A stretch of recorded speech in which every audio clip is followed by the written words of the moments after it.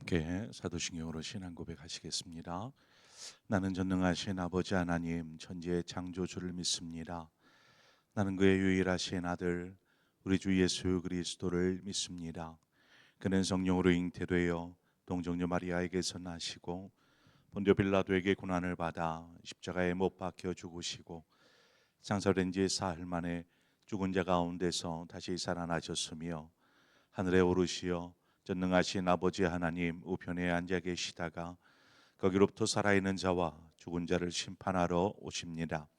나는 성령을 믿으며 거룩한 공교회와 성도의 교제와 죄를 용서받는 것과 몸의 부활과 영생을 믿습니다. 아멘. 우리 함께 찬송가 420장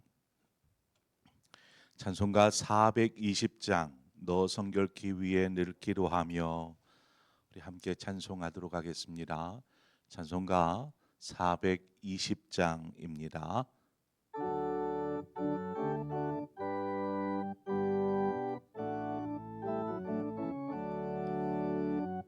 너 성결기 위해 늘 기도하며 너 주 안에 있어 늘 성경 보고 온 형제들 함께 늘 사귀면서 일하기 전마다 너 기도하라. 너 성결기 위해 내 머리 숙여 저 은밀히 계신 내 주께 빌라. 주 사귀어 살면 주 닮으리니 널 보는 이마다 주 생각하리. 너 성결기 위해 주 따라가고 일 다급하여도 당황치 말고 참 즐거울 때나 또 슬플 때나 너 주님만 믿고 늘 따라가라. 너 성결기 위해 늘 기도하며 내 소원을 주께 다 맡기어라. 너 성령을 받아 주 섬겨 살면 저 천국에 가서 더 잘 섬기리. 아멘. 하나님 말씀 보겠습니다. 열왕기하 15장 32절에서 마지막 38절의 말씀 우리 함께 교독해서 보겠습니다. 열왕기하 15장 32절에서 38절의 말씀입니다. 한 절씩 교독합니다. 이스라엘 왕 르말랴의 아들 베가 제2년에 유다 왕 우시야의 아들 요담이 왕이 되니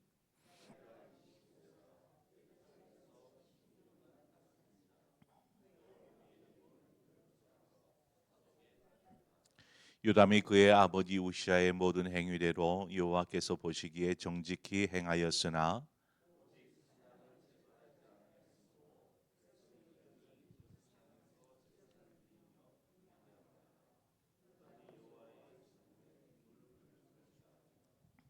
요담의 남은 사적과 그가 행한 모든 일은 유다 왕 역대지락에 기록되지 아니하였느냐.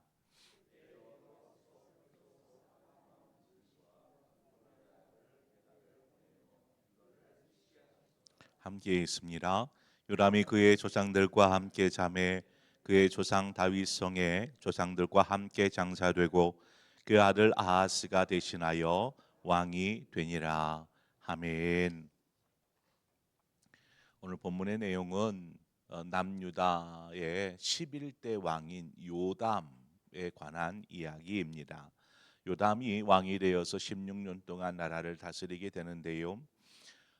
북이스라엘 왕들은 하나같이 여호와의 보시기에 악을 행하여 이렇게 기록하고 있습니다. 반면에 이 남유다의 왕들은 여호와 보시기에 정직히 행하여 이렇게 이야기합니다. 뭐 특별히 악한 왕은 제외한 채 대부분 다 여호와 보시기에 정직하게 행하여 이렇게 기록하고 있죠.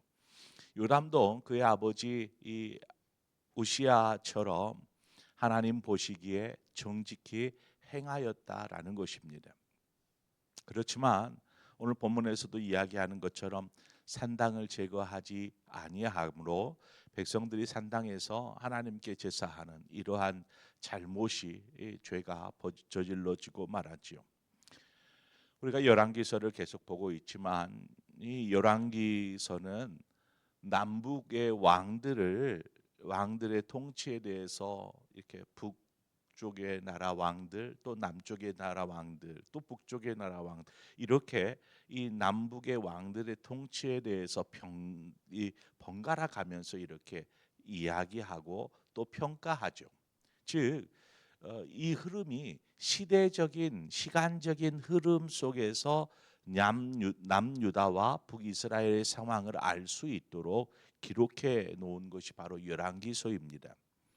뭐 그것이 오히려 조금은 우리에게 혼란을 가중시켜 줄 수도 있지만 남북의 역사가 마치 한 민족의 역사인 것처럼 보여주기 위한 의도가 여기에 담겨 있는 것입니다.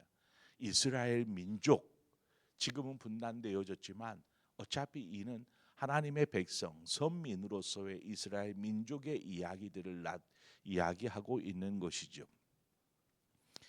요담이 왕이 되어서 통치하는 동안에 그의 열왕기서에서는 그렇습니다. 그의 중요한 16년 동안 행한 행적 가운데 뭐 이렇게 중요한 것들이 있지 않았겠어요? 자신들이 행했던 업적 가운데. 그런데 다른 것들은 다 빼고 하나 기록해 놓았습니다. 그것이 무엇이냐면 35절 말미에 나오는 여호와의 성전의 윗문을 건축하니라 하는 이 말씀입니다. 뭐 이것뿐이었겠습니까? 요담이 행한 많은 일들이 있었겠지만 이 기록만을 열왕기서에서 기록하고 있다라는 것은 이 윗문의 성전 윗문을 건축한 이 사건이 중요한 의미가 있다라는 것을 이야기해 주고 있는 것이죠. 어떤 의미에서 중요한 것인가? 요담의 아버지 우시아가 하나님이 보시기에 정직히 행하였습니다. 그러나 그가 말년에 어떤 일을 행하냐면 성소에 들어가면 성소에는 촛대가 있고요, 떡상이 있고요, 또 앞쪽에는 분향단이 있습니다. 이것들은 제사장이 매일 아침 그 성소에 들어가서 그 떡도 교체하고 또 촛대에 기름도 갈고 심지도 갈고 또 그 분향단의 향이 끊어지지 않게 하라. 그래서 분향단의 향도 교체하거나 혹은 더 추가하고 그렇게 해서 향이 계속 피어날 수 있도록 하는 역할들을 제사장이 하게 됩니다. 그런데 이 요담의 아버지 요시아가 이 성소에 들어가서 제사장이 해야 할 이 분향하는 일을 본인이 직접 왕이다라는 이유로 비켜 하고 들어갔겠죠. 아닙니다, 왕이시여, 이곳은 들어가면 안 됩니다 하여도 무시한 채 그 안에 들어가서 분향을 합니다, 하나님 앞에. 그래서 하나님 앞에 분향할 때에 하나님께서 그에게 문둥병이 도지게 하시죠. 문둥병이 일어난 것입니다. 문둥병이 걸리면 성에서 떠나게 되어 있습니다. 그런데 왕인지라 어떻게 성 밖으로 보내지를 못하고 격리 조치하죠. 격리해서 왕이 밖으로 나오지 못하도록 합니다. 그러면 뭐 왕이지만 통치가 되겠습니까? 그래서 왕은 살아있지만 요담이, 그의 아들 요담이 이제 나라를 다스리게 됩니다. 요담이 아버지가 성전에 그러니까 성전에 들어가서 분향을 한 일로 인해서 하나님이 진노하사 그에게 문둥병이 나게 한 이것을 뭐 아들이 너무 잘 알겠죠. 아들이 보는 것입니다. 그래서 아들이 이 성전에 함부로 들어가지 못하도록 누가 되었든 함부로 들어가지 못하도록 윗문을 건축한 것입니다. 이는 그 아버지 우시아가 제사장의 만류에도 무시하고 그냥 멋대로 들어간 것은 하나님을 무시한 것입니다. 하나님을 경외하지 않는 모습이었죠. 그러나 요담이 하나님을 두려워합니다. 아버지가 당하는 그 모습을 보면서 내가 하나님 앞에 바로 서지 않으면 하나님의 성전에서 해야 될 역할들을 제사장들이 하고 자신은 자신으로서의 역할을 감당하지 않고 침범하면 어떤 일이 벌어지는구나. 이것을 아버지를 통해서 배운 것이죠. 그래서 하나님을 두려워하고 경외하는 마음으로 이 윗문을 성전의 윗문을 만든 것입니다. 요담은 아버지가 하나님의 징벌을 인해 고통당하는 모습을 보면서 아마 스스로 다짐하였을 것입니다. 내가 하나님을 경외하며 살리라.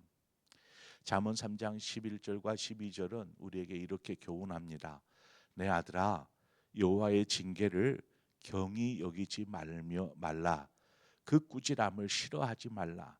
대저 여호와께서 그 사랑하시는 자를 징계하시기를 마치 아비가 그 기뻐하는 아들을 징계함 같이 하시느니라. 자, 중요한 것은 징계가 있을 수 있어요. 그러나 징계가 징계로 끝나거나 혹은 고통이 고통으로 끝나서는 안 됩니다. 삶에서 겪는 많은 고통과 아픔들이 있어요. 만약에 그렇다면 이것이 우리의 신앙의 전화위복이 되게 하여야 합니다. 그래서 하나님 앞에 거룩함으로 설 수 있는 기회로 삼는 것이죠. 아버지 우시아의 일이 요답에게 있어서는 바로 이 전화위복이 되었던 것입니다. 하나님을 경외하지 않았던 아버지의 모습을 보면서 그가 하나님 앞에 어떤 일을 당하는 것을 보면서 스스로 하나님 앞에 두렵고 떨림으로 서는 것이죠. 요담은 그러했습니다. 요담은 아버지의 일을 교훈으로 삼아서 바로 이 성전 윗문을 세웠던 것입니다. 또 요담이 행한 일들이 이 외에도 여럿 있습니다. 오늘 열왕기서에서는 그것을 기록하고 있지 않지만 역대하에 가보면 역대하 27장에 요담의 행적들이 여기보다는 조금 더 소상하게 기록되어져 있는 것을 보게 됩니다. 요담이 하나님의 전의 윗문뿐만 아니라 그가 여러 성읍들을 세웁니다. 그리고 성읍의 망대를 세우는 일들을 그가 왕으로 있으면서 행합니다. 역대하 27장 3절 4절에 보면 그가 여호와의 전 윗문을 건축하고 또 에벨 성벽을 많이 증축하고 유다 산중에 성읍들을 건축하며 숲을 가운데 견고한 진영들과 망대를 건축하고 많은 공사를 행한 것입니다. 그래서 성들을 또 쌓고 또 성을 지킬 만한 망대들도 세워서 이렇게 행하는 것이죠. 이 구절을 보면은 그렇습니다. 성전의 윗문을 건축하고 그 외에 여러 가지 성벽을 튼튼히 하고 망대를 세우는 역할들, 이 두 가지 일을 보면 내적으로는 이 요담이 그 종교적인 개혁들을 부흥들을 일으켰다라고 말할 수 있겠죠. 하나님의 성전의 윗문을 세우는 것처럼 그 백성들의 신앙을 깨우는 일들, 또 밖으로는 방벽을 튼튼히 하고 망대를 쌓은 것처럼 외부로부터의 공격에서 미리 이제 튼튼하게 침략을 대비하고 방비하는 모습들을 우리는 보게 됩니다. 그래서일까요? 요담이 그 남유다의 동편에 자리하고 있는 암몬이라는 나라와 싸웁니다. 그 싸움에서 요담이 승리를 하고 이 암몬으로부터 몇 년간 조공을 받는 이러한 일들이 있었죠. 그만큼 튼튼하게 나라를 정비하였다라는 것을 볼 수 있습니다. 그러나 이 요담의 통치에 문제가 없었던 것은 아니었습니다. 오늘 본문 35절에서도 이야기하고 있듯이 그 땅에 산당을 제거하지 않으므로 백성들이 여전히 산당에서 제사를 드리고 있었던 것이죠. 요담이 아무리 하나님이 보시기에 정직히 행하며 바른 길을 걸었다 이렇게 이야기하여도 산당을 제거하지 않았다라는 것은 백성들로부터 이런 이 산당에서 하나님을 섬기지만 이 산당에서 이루어지는 많은 일들 가운데에는 우상을 섬기듯 행하는 일들이 비일비재하였습니다. 그러니까 백성들로 하여금 우상을 숭배하는 이러한 범죄에 빠지도록 하는, 또 그것들을 묵인하고 있었다라는 것이 바로 산당을 제거하지 않았다라는 것입니다. 이에 대해서 하나님께서 요담이 다스리는 남유다를 징계하십니다. 본문 37절에 보면 어떻게 징계하시느냐 하면, 그때의 여호와께서 비로소 아람 왕 르신과 르말랴의 아들 베가를 보내어 유다를 치게 하셨더라. 자, 이 내용은 우리가 어제 살폈었던 내용과 연관이 있습니다. 아람의 르신이 이 아수르에게 반기를 들기 위해서는 자신의 힘으로는 부족하니까 북이스라엘에 있는 이 베가에게 손을 내밉니다. 야, 우리 손을 잡자. 그렇게 둘이 손을 잡죠. 또 그것이 남쪽까지, 남유다에까지 손을 내밀어, 야, 너희들도 우리와 한편이 되어줘 하고 저 큰 제국인 아수르, 우리가 아수르에게 맞서자. 하지만 남유다가 동의하지 않습니다. 그러니까 이 아람 왕 르신과 북이스라엘 왕 베가가 둘이 힘을 합쳐서 우리가 먼저 남유다를 공격하자 해서 남유다를 공격해 오는 것입니다. 자, 그런데 지금 왜 갑자기 이 아람과 이 북이스라엘이 유다를 침공해 오는 것일까에 대해서 37절을 좀 자세히 들여다보면 그 이유가 단지 이러한 국제적인 정세에 있지 않았어요. 27절을 보면 그렇습니다. 그때에 여호와께서 비로소 맨 마지막에 치게 하셨더라 하는 것입니다. 그러니까 그때에 어느 시점이죠. 어느 시점에 주체가 누구예요? 여호와께서예요. 여호와께서 비로소 치게 하시니라. 남유다를 치게 하셨다라는 것입니다. 아람 왕 르신과 북이스라엘 왕 베가 두 사람을 통해서 이때에 어느 시점에 하나님께서 남유다를 공격하도록 하게 하셨더라는 것입니다. 그러니까 지금 이 공격 침략이 단지 영토 전쟁이 아니라, 세력 전쟁이 아니라 하나님께서 남유다를 징계하시는 한 방편이었더라는 것입니다. 무엇에 대한 징계입니까? 바로 산당을 제거하지 않은 것에 대한, 백성들이 범죄하는 것을 방조한 것에 대한 그러한 징계가 바로 이 두 나라가 합력하여서 이 남유다를 공격하게 하는 것이었다라는 것입니다. 요담이 이제 왕이 되어 참 많은 선한 일들을 행하였습니다. 앞서도 우리가 그의 행적을 보았던 것처럼 하나님의 성전 앞에 윗문도 만들고, 또 나라를 튼튼하게 하기 위해서 성벽도 세우고 성읍도 새롭게 만들고 또 망대도 쌓아 올리고 왕으로서 참 잘했다. 그래서 하나님이 보시기에도 정직히 행하였다라고 말할 만큼 그가 통치하는 중에 남유다를 잘 다스렸다, 이렇게 평할 수 있습니다. 그러나 이처럼 많은 선한 일을 행하였다 할지라도 산당을 그대로 둠으로써 하나님 앞에 온전하지 못하였다라는 것입니다. 하나님 앞에. 여러분, 이 온전함을 이루는 것은 참으로 어려운 일이죠. 하지만 우리가 이것을 다 완전하게 하라는 것이 아닙니다. 온전함과 완전함은 좀 다르죠. 완전한 것은 어떻게 보면 인간에게는 완전함이란 있을 수 없습니다. 완전함, 이 단어는 오직 하나님께만 사용할 수 있는 것이죠. 그래서 찬양 중에서도 완전하신 나의, 이렇게 얘기하잖아요. 우리는 온전하는 것은 완전하도록 부단히 애쓰는 것이 온전함입니다. 우리가 다 잘할 수 없어요. 요담처럼 이 요담이 완벽할 수 없고, 그도 산당을 제거하지 못하는 연약함이 있었어요. 그러나 그것을 하나님, 제가 연약하지만 어떻게 이거 합니까 하고 무던히 애쓰지 않았다라는 것, 그냥 방치해 버렸다라는 것입니다.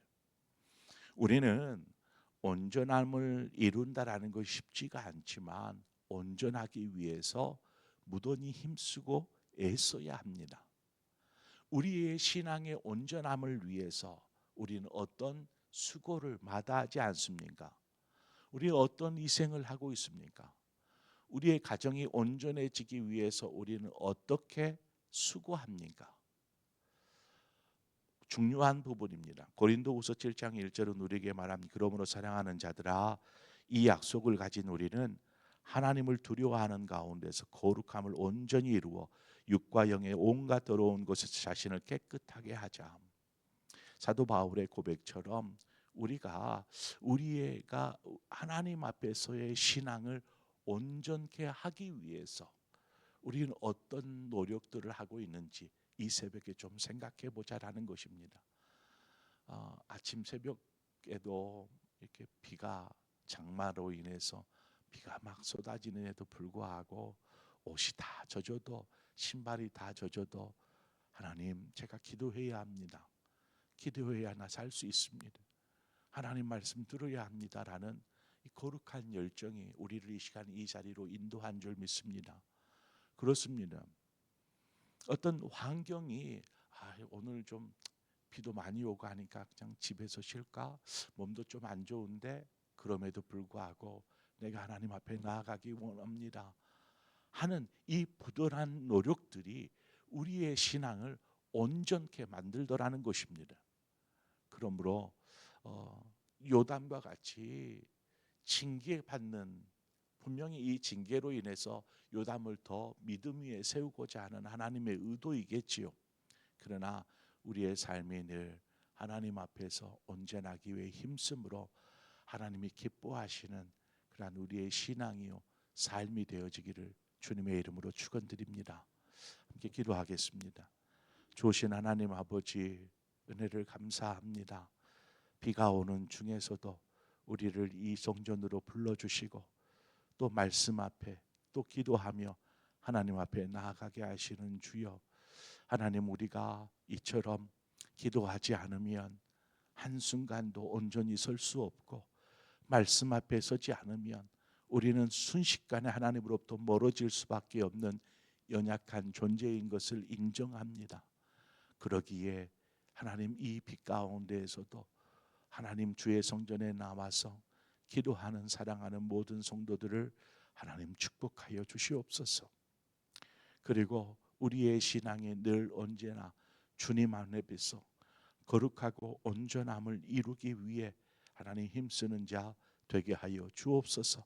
그래서 우리의 삶을 통해서 하나님의 기쁨이 되고 하나님의 영광이 되어지는 복된 삶을 사는 우리 모든 성도들 되도록 축복하여 주옵소서. 예수님의 이름으로 기도합니다. 아멘. 이 시간 우리 함께 말씀을 생각하면서 하나님, 제가 온전하여지고 싶습니다. 그냥 멈춰 있는 것이 아니라 우리의 신앙이 무던히 주님 앞에서 몸부림치며 기도와 말씀과 또한 하나님을 예배하는데 온 삶을 드릴 수 있도록 최우선순위로 삼을 수 있도록 하나님 그렇게 주님 앞에 온전한 자 되게 하여 주옵소서. 우리가 이 시간 위에서 기도하고 더불어서 이 시간 우리가 기도할 것은 우리 교회를 위해서 함께 기도하기를 원합니다. 우리 교역자들을 위해서 기도해 주시고 우리 장로님들, 우리 집사님들, 우리 권사님들, 우리 양존지들을 위해서 기도해 주시며 또 우리 다음 세대들을 위해서 이 시간 우리 함께 기도해 주시기를 바랍니다. 하나님께서 우리 교회를 온전하게 세워 주실 것을 믿고 그 일에 우리 한 사람 한 사람이 일조할 수 있도록 인도하셔서 우리 교회가 하나님의 기쁨 되게 하여 주옵소서. 이렇게 기도하고 또 여러분 각자의 기도의 제목으로 기도하시다 자 이렇게 돌아가시겠습니다. 함께 기도하겠습니다. 참 좋으신 하나님 아버지, 하나님이 새벽에도 우리를 불러주심을 감사합니다.